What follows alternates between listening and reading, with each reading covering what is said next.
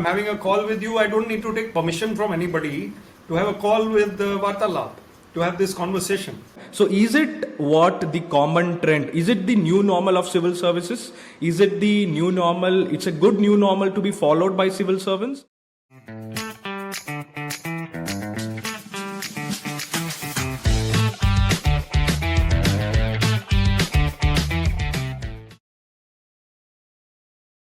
Hey all listeners and viewers of Varta Laap. Here we are having Vivek Atray, who is a civil servant turned entrepreneur, motivational speaker and author.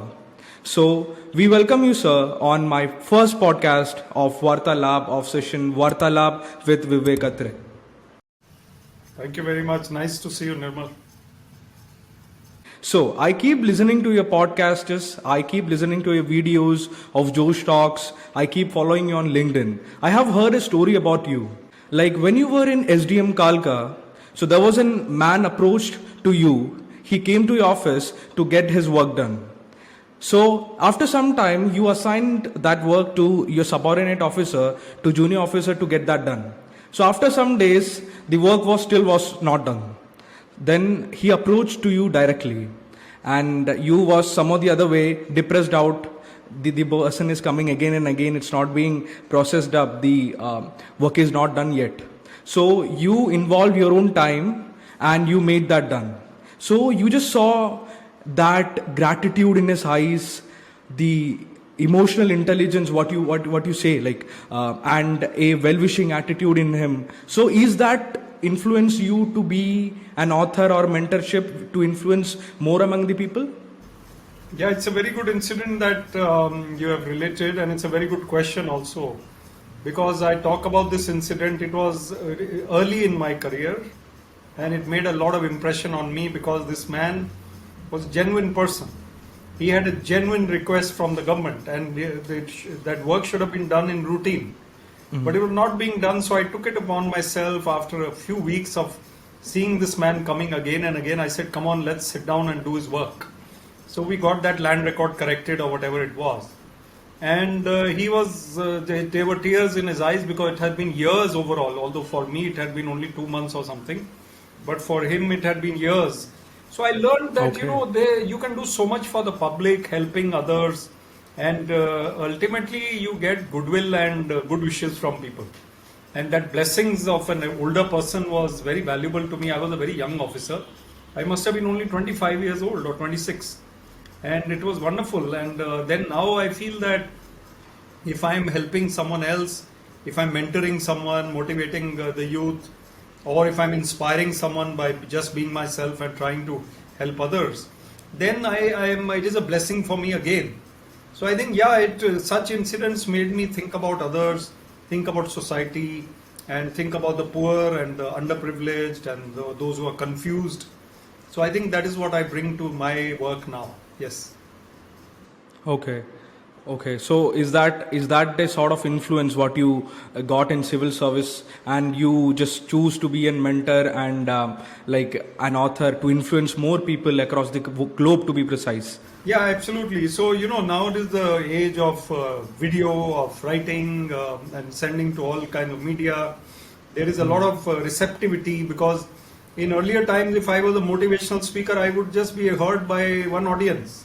Today, my one talk or this podcast that we are doing, it will reach thousands of people, and we will be able to influence more people. So with the same effort, you are influencing more people. So I think that is very valuable in today's era.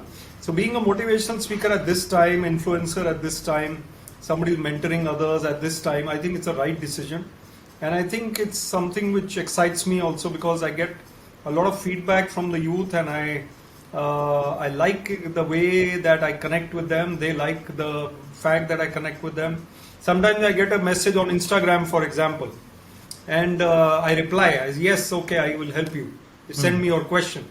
So the person says, sir, I never expected a reply from you. I just sent a request. So they don't even expect a reply. So if I reply, that in itself makes their happiness grow a little bit. Then if I guide them more, it's even better. So I take out time for the youth, and I think it's very, very rewarding.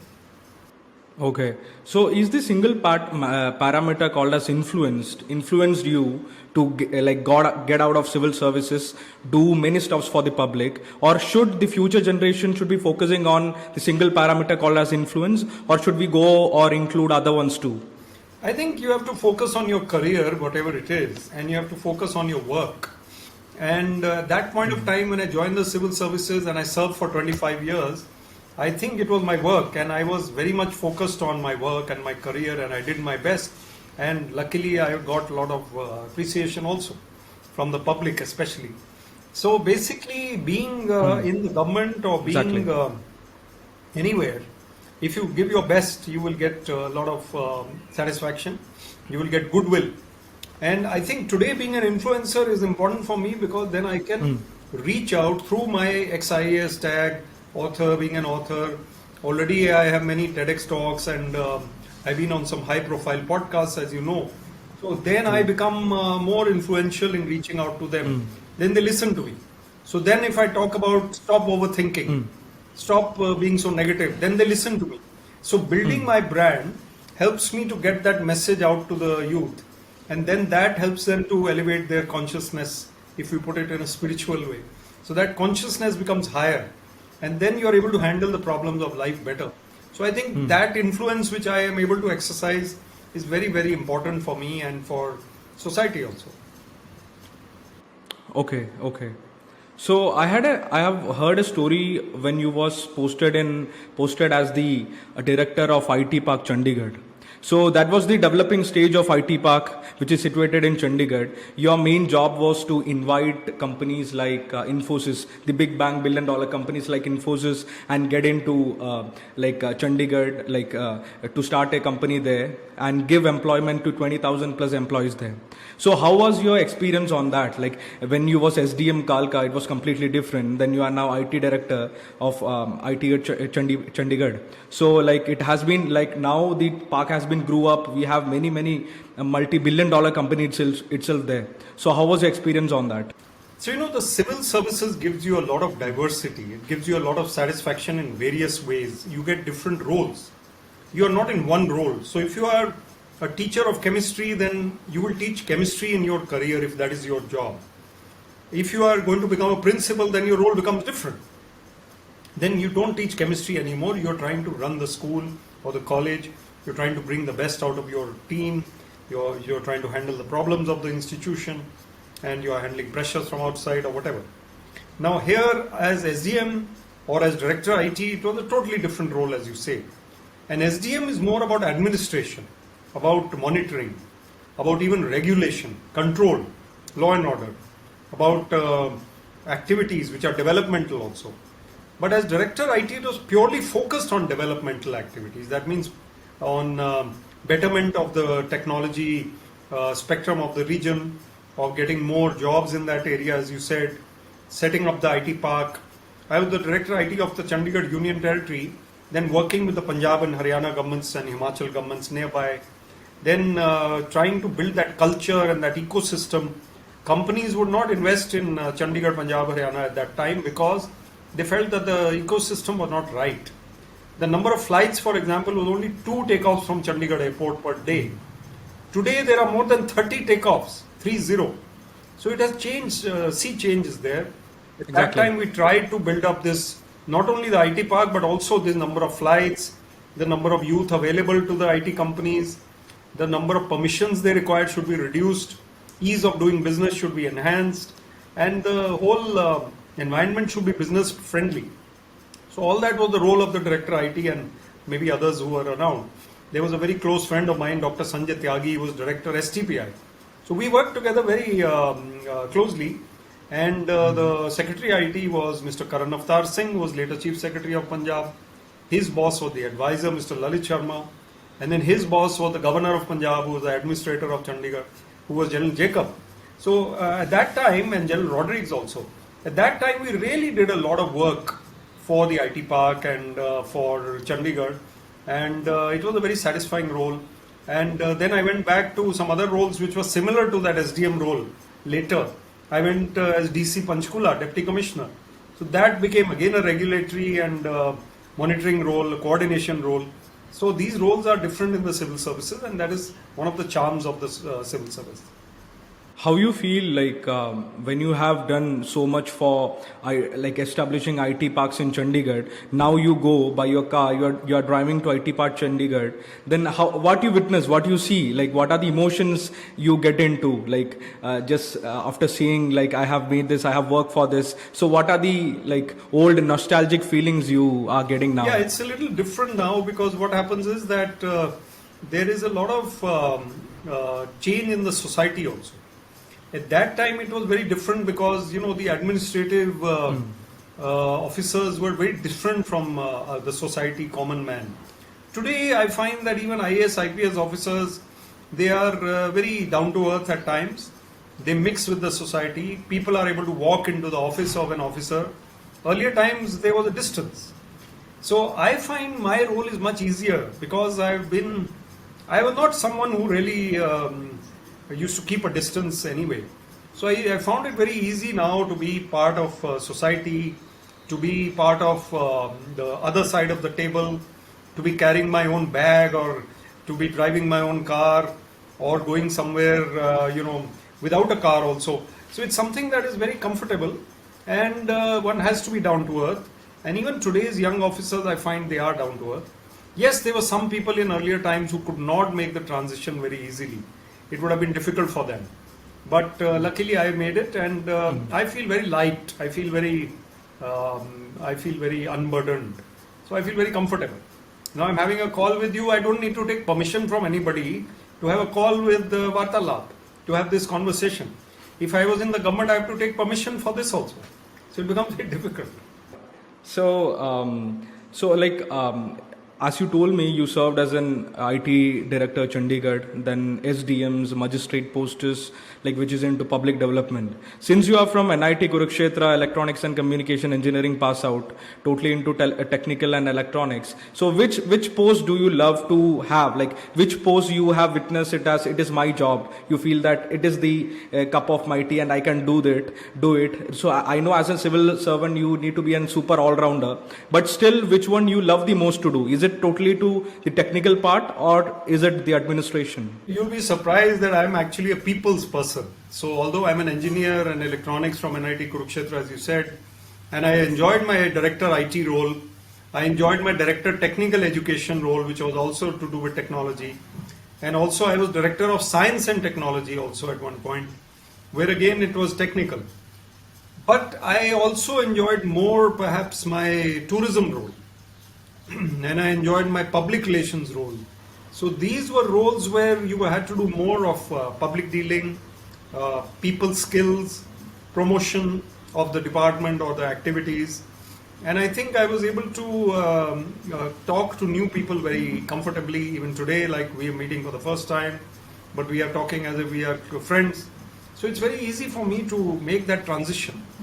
And to encourage others, I need to be people's person. So being a motivational speaker came because of my being a people's person. Had I been very good at IT only or at technology only, then being a motivational speaker is something totally different. But because in office, in other places, I could be that people's person. So I think I loved that more. And although I got more name as director IT of Chandigarh, but I think my heart was more into public dealing and people skills. Youth of India keep witnessing like people from civil services like Vivek Atray, like we have Rajan Singh, who is a founder of a young company called Hubble, and he was from Indian Police Services. He served for 7 to 9 years, then quitted his like IPS job, went to University of Pennsylvania, Wharton. Like he did his MBA, then came back to India, started his own company. Then we have, on the other hand, we have the politicians like Annamalai IPS, like who is the state head of BJP in Tamil Nadu, like who also resigned his IPS job, and you too did that. So is it what the common trend? Is it the new normal of civil services? Is it the new normal? It's a good new normal to be followed by civil servants, or is it some personal biasings in the service then coming to the different areas to explore? What are your I views on don't think about? it's the new normal, Nirmal. I think it's a rare thing even today. I think very few people are comparatively still wanting to leave. There could be 2%, could be 3%, could be 5% maximum. Even today, people want to stay in the civil services if they join, and it's perfectly fine because they have worked hard to get into the career. And the career itself provides a lot of opportunity for growth, for intellectual activity, for playing a role for helping society and helping the country. So I think it's a great thing for people to stay in the civil services. But then everybody is not the same. There are some people like me who feel that they can do more outside at certain points. Now, had I resigned in 2017. But had I resigned in 2007, 10 years before, I may not have been successful. I may not have been the person I was now. I may not have come at the right time as a motivational speaker, as a TEDx speaker, as a mentor. I'm also professor at Shulini University, which is a very modern university, research oriented. And I'm also advisor and chairman of the Yogananda Center of Theology there. These things may not have existed. So when I came out, I realized that the ecosystem is right for me. I want to do something more creative, like I'm doing a conversation with you. Hopefully a lot of people will hear it and feel influenced and inspired. I travel across India. I go to Goa, I go to Bombay, I go to Chennai, I go to Silchar, Vadodara, Bhopal, Mussoorie. I can't name all the cities. It's amazing. So I think for me it was a natural tendency and I did the right thing. But there are many people who should stay in the service. And the names you mentioned, they obviously had that knack of doing something outside. Some of them may even be regretting it, let me tell you very frankly. But at some point of time, you have to take a call according to your heart. And I think it is very good that more people should go out. But however, the numbers are still going to be less than 2-3% in my view. And if that is so, then I think the civil services will continue to be as it is. But there will be people who make the benefit of their civil services experience and take it outside like me, and they are able to inspire society in other ways. So I think both are important. So nowadays we all know like the Shark Tank is booming, the entrepreneurship in India is totally booming up. So coming to the entrepreneurship section of the podcast, I have been you are the co-founder of a Vibrant Forum. Like you have been working with Think Tank, Savichar, Playwright, and many more. So what are your experiences on that? How did you from transition from a civil servant to author to motivational speaker and to be an entrepreneur? So how can you define this journey? Is it so embarrassing? Did you, before quitting the civil services, you just thought that I will get into all these areas and I'll build my enterprise here and I'll make my name out of it? So is it that some procedure? I think it's difficult to decide, and being an entrepreneur is something which requires risk-taking ability. So I often speak on entrepreneurship. I travel to colleges and corporates and I speak, and very associations like TIE and NASCOM and CII and ASSOCHAM and FICCI, all of them are industry bodies. So I speak on entrepreneurship and I say that three things, which everyone knows, but I'll repeat. Risk-taking ability, some resources and family backing, and an idea whose time is about to come. Or has come, but you are the first to do it, or second to do it, or third to do it.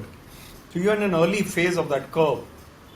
Now, as my role as a motivational speaker is an entrepreneurial role in itself, but I also set up a few organizations. One is called Playwright Foundation, which is basically helping the society through sports community building, through highlighting the poor youth who could have done very well in sports or even now can, helping them through scholarships, equipment, talking about sports, problems of sports and youth, etc. How India can win more medals in the Olympics and do better in sports. How can we empower the rural youth through sports? And we also have something called the Vivek IAS Career Academy, where I'm the mentor. My friend set it up, I'm the mentor.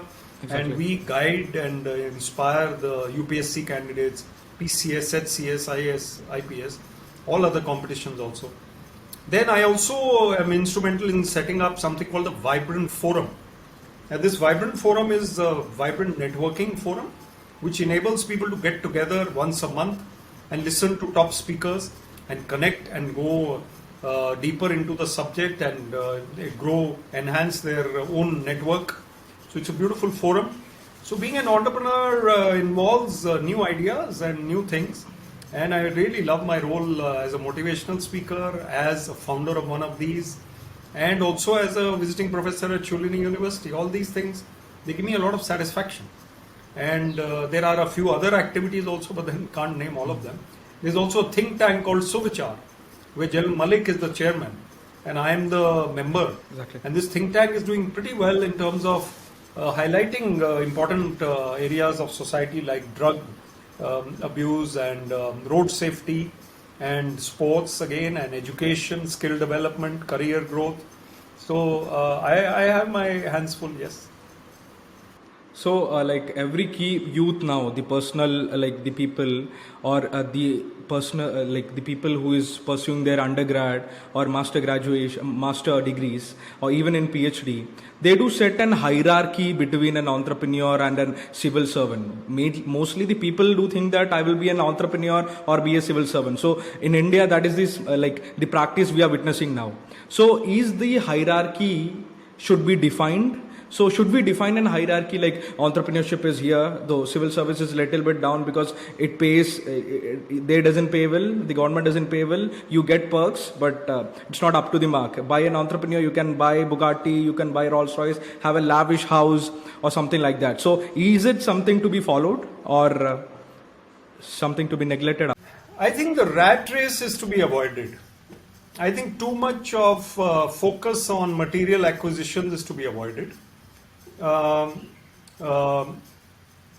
think it is very important that we try to be more towards the bigger picture. Am I doing what I really love? Even if I'm not making as much money and not able to acquire that many acquisitions, like you said, the latest gadgets or the car or the money or the, that traveled every year to Hawaii or wherever, you're not that rich. But you may be in a happiness index, you may be higher. So my point to you is that prioritization of the youth especially should be that the content of their life is satisfying. They are working in an area which excites them. Even if they're not making that much of money. Of course you have to be ambitious. You have to be well off. You have to be comfortable.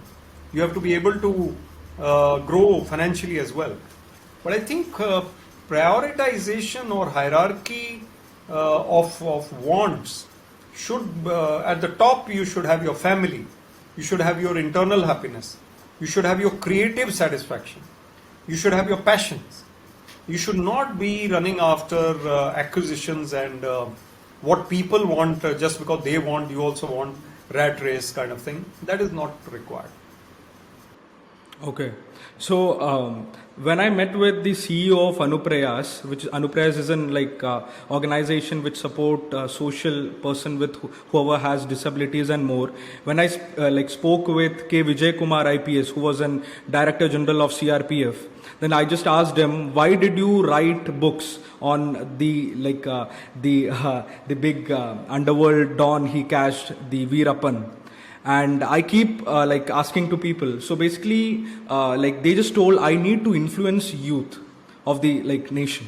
So I don't know, is it what as an entrepreneur or as a civil servant, the primary aim is to influence people in a positive way, or to serve them up, to provide them with the abilities what you have, to serve them, to get them help. So which is the more constrained point as an entrepreneur you feel, and as a civil servant you had? No, I think firstly the civil services, the role is basically to be of service to the society, and you are paid a salary. So it's a very different model from being an entrepreneur. Of course, there are roles in the government where you are, let's say, managing director of a government corporation which has to acquire its own revenue. So you become commercial, like there are IT corporations where the government doesn't give you much aid, they give you some. But you have to earn your own revenue. Tourism corporations, for example. So I think that becomes a slightly entrepreneurial kind of act. But normally civil services is meant to help society, and revenue is not a consideration. And you will get, of course, a fixed salary. But if you're an entrepreneur, then in terms of revenue, you have to fend for yourself. Every activity should build the brand of your organization.